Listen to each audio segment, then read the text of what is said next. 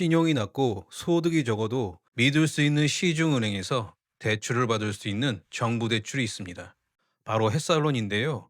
정부가 보증을 서주기 때문에 일반 대출보다 문턱이 훨씬 낮은 대표적인 서민 상품입니다.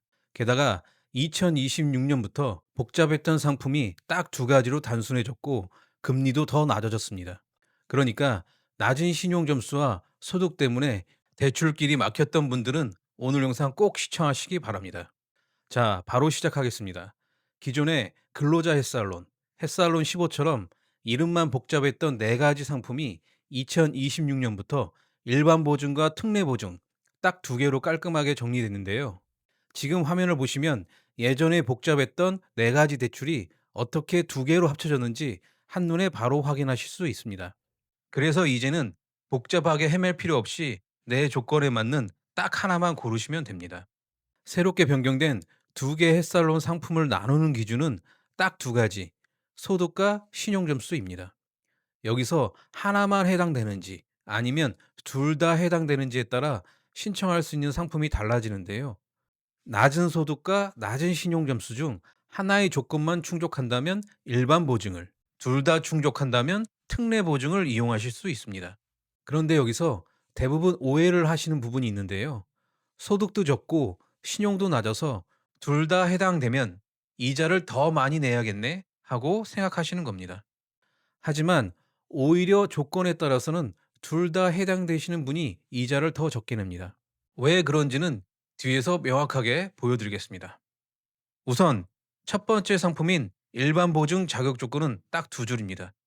첫째, 연소득이 3,500만 원 이하인 경우인데요.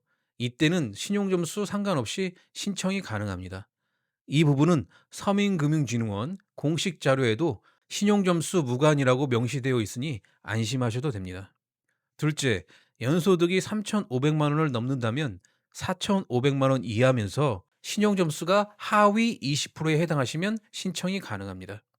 그리고 공식 자료를 보면 근로자, 자영업자, 농어업 종사자분들이 대상이라고 나와 있는데요. 여기서 연금으로만 생활하시는 분들은 어떻게 되는지 궁금하실 겁니다. 결론부터 말씀드리면 뒤에 말씀드릴 특례 보증에는 연금 소득자가 대상으로 명확하게 적혀 있는데 이 일반 보증은 공식 자료에 따로 명시되어 있지 않습니다. 제가 직접 은행 상품 설명서를 찾아보니 국민은행 같은 곳은 공적 연금을 1회 이상 수령하셨다면 일반 보증 신청이 가능하다고 열어두었지만 이게 모든 은행이 다 똑같지는 않을 수 있습니다.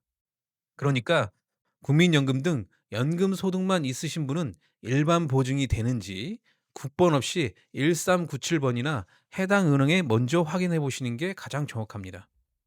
그리고 한도는 최대 1,500만 원인데요. 금리는 대출금리 연 10% 이내에 보증료 연 2.5%가 따로 붙어서 다 합쳐지면 최대 연 12.5% 안쪽입니다. 기간은 5년 이내에서 선택하시고 매달 원금과 이자를 함께 갚아나가는 방식입니다. 중도 상환 수수료가 없어서 돈이 생기면 언제든 부담 없이 미리 갚으셔도 됩니다. 자, 그렇다면 소득도 적고 신용점수도 너무 낮아서 일반 보증심사를 통과하기 어렵거나 한도가 모자란 분들은 어떻게 할까요? 이때 이용하는 게 바로 두 번째 상품인 특례 보증입니다. 자격은 연소득 3,500만 원 이하면서 신용점수 하위 20%, 즉 아까 말씀드린 둘 다 해당되는 분들입니다. 그리고 이 특례 보증에는 근로자나 자영업자뿐만 아니라 프리랜서와 농업 종사자, 그리고 연금 소득자까지 대상으로 명시되어 있습니다. 국민연금 받고 계신 분들도 당당하게 신청할 수 있다는 뜻입니다. 한도는 최대 1,000만 원이고 금리는 보증료가 포함된 연 12.5% 이내입니다. 따라서 추가로 더 내는 보증료는 없습니다. 특히 기초생활수급자, 차상위 계층, 한부모 가족, 등록장애인 같은 사회적 배려 대상자라면 금리가 연 9.9%까지 떨어집니다. 상환 기간은 3년 또는 5년인데요. 특례 보증만의 큰 장점이 있습니다. 바로 첫 1년 동안 이자만 내는 거치 기간을 둘 수 있다는 점입니다. 당장 원금 갚기 부담스러운 분들에게 아주 유용한 제도입니다. 덧붙여 개인회생이나 워크아웃 같은 채무 조정을 받고 계신 분들도 6개월 이상 변제금을 성실하게 상환 중이라면 일반과 특례 모두 신청 가능하니 절대 포기하지 마시기 바랍니다. 자, 그런데 여기서 연금 소득자분들께 전직 은행원으로서 현실적인 팩트 하나만 짚어드리겠습니다.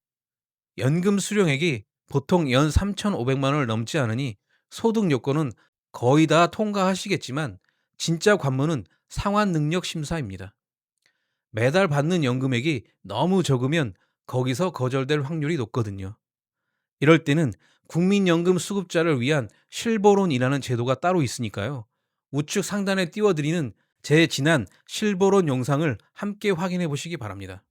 그리고 정리하는 차원에서 지금 보시는 화면에 햇살론 일반 보증과 특례 보증을 한눈에 파악할 수 있도록 요약해 드렸으니 잠시 화면을 정지하여 확인해 보시기 바랍니다. 그런데 특례 보증 한도 1,000만 원만 믿고 갔다가 300만 원밖에 안 나오는 경우가 있는데요. 보도자료에 적힌 두 가지 조건 때문입니다. 첫째, 서민금융진흥원 신용평가 등급이 많이 낮아서 센터를 직접 방문해 직접 보증을 받는 경우입니다. 둘째, 월급 내역 등으로 소득 증빙이 어려워서 카드 사용액 같은 걸로 소득을 추정하는 경우입니다. 이 둘 중 하나에 해당하면 한도가 최대 300만 원을 제한되니 자금 계획 세우실 때 꼭 확인하셔야 합니다. 자, 아까 제가 저소득, 저신용 둘 다 해당되는 분이 이자를 더 적게 낼 수 있다고 말씀드렸죠. 그 이유가 바로 이겁니다. 특례 보증은 성실하게 갚으면 갚는 기간에 따라 보증료율을 깎아줍니다. 3년 상환 기준으로 처음 12.5%로 시작했어도 1년 동안 잘 갚으면 11%, 2년 동안 잘 갚으면 9.5%까지 금리가 떨어집니다. 사회적 배려 대상자는 9.9%로 시작해서 최종 7.0%까지 내려갑니다. 일반 보증은 12.5%에서 더 내려가는 구조가 없는데 말이죠. 결국 신용과 소득이 더 낮아 특례 보증으로 가신 분이 성실히 갚기만 하면 이자를 훨씬 적게 내게 되는 겁니다. 이건 정부 재원으로 지원하기 때문에 가능한 구조입니다. 그런데 여기서 일반 보증과 특례 보증을 둘 다 중복해서 받을 수 있는지 궁금하신 분들이 있을 겁니다. 결론부터 말씀드리면 중복 이용이 가능합니다. 즉, 일반 보증 1,500만 원에 특례 보증 1,000만 원을 더해 이론상 최대 2,500만 원까지 대출이 가능합니다. 다만 서민금융진흥원 및 취급은행 내부 심사 기준에 따라 실제 결과는 달라질 수도 있습니다. 그리고 햇살론은 평생 한 번만 쓰는 대출이 아닙니다. 기존 대출을 전액 다 갚으시면 횟수 제한 없이 몇 번이든 다시 이용하실 수 있습니다. 그런데 1,500만 원이 승인됐다고 해서 통장에 1,500만 원이 그대로 들어오지 않을 수 있다는 점은 꼭 아셔야 합니다. 일반 보증은 대출이 실행될 때 보증료를 미리 떼고 입금해주는 선취 방식인 경우가 많습니다. 반면 특례 보증은 보증료가 매월 이자에 포함되어 나가므로 처음에 떼지 않습니다. 따라서 보증금이나 수술비처럼 정확한 목돈이 필요하신 분은 보증료가 차감될 것을 감안해 한도를 여유 있게 잡으셔야 합니다. 다만 이 방식은 금융회사마다 다르니 신청하실 때 보증료를 먼저 내는지 나중에 내는지 꼭 물어보시기 바랍니다. 그리고 오늘 영상에서 딱 하나만 기억하셔야 한다면 바로 이겁니다. 먼저 사회적 배려 대상자에 해당되시는 경우입니다. 특례보증 기본금리가 12.5%인데 사회적 배려 대상자는 9.9%로 2.6%포인트나 낮습니다. 기초생활수급자, 한부모 가족, 장애인분들은 증명서 한 장만 제출하시면 이 감면 혜택을 그대로 받으실 수 있는 겁니다. 그런데 사회적 배려 대상자에 해당이 안 되더라도 서민금융진흥원 금융교육을 들으시거나 신용부채관리 컨설팅을 받으시면 보증료가 인하되는데요. 가장 중요한 건 순서입니다. 이 할인 혜택들은 반드시 대출 약정서에 도장 찍기 전에 서류를 제출하셔야만 적용됩니다. 계약서 다 작성하고 나서 저 대상자인데요. 깎아주세요. 해봤자 소용없습니다. 증명서 제출과 교육 이수는 무조건 대출 신청 전에 끝내야 손해를 보지 않습니다. 그렇다면 어디로 신청하는 게 좋을까요? 우선 금리가 낮고 신용점수에 영향이 적은 1금융권 시중은행이나 인터넷은행부터 신청해 보시는 걸 추천합니다. 하지만 여기서 거절당하셨더라도 너무 낙담하실 필요는 없습니다. 1금융권은 자체 심사 기준이 아무래도 조금 더 엄격한 편이거든요. 제가 은행에 근무하면서 경험해본 바나 일반적으로 보면 1금융권에서 안 되셨을 때는 2금융권 은행 쪽으로 타겟을 바꿔보시는 게 승인 가능성을 높이는 방법이 될 수 있습니다.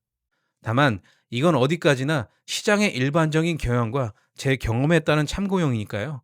특정 금융사만 고집하지 마시고 두세 곳 정도 신청을 직접 해보시는 게 가장 확실합니다. 자, 그럼 마지막으로 오늘 영상 보고 지금 당장 어떻게 움직이셔야 하는지 딱 3단계로 정리해 드립니다. 첫째, 서민금융진흥원 서민금융 이따 앱을 다운받아 가조회부터 하세요.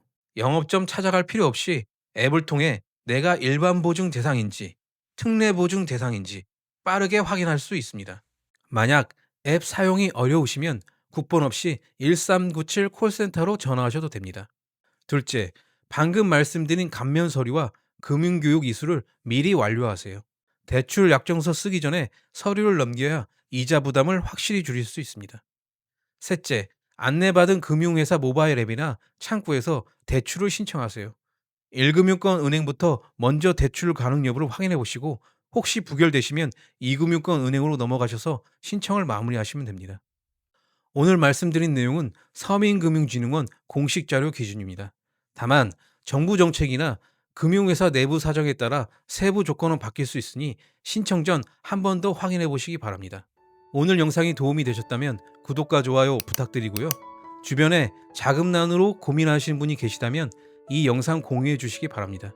그리고 햇살론 신청해 보신 경험이나 궁금한 점은 댓글로 남겨주시면 제가 아는 선에서 성심껏 답변 드리겠습니다. 지금까지 정직한 정보통이었습니다. 감사합니다.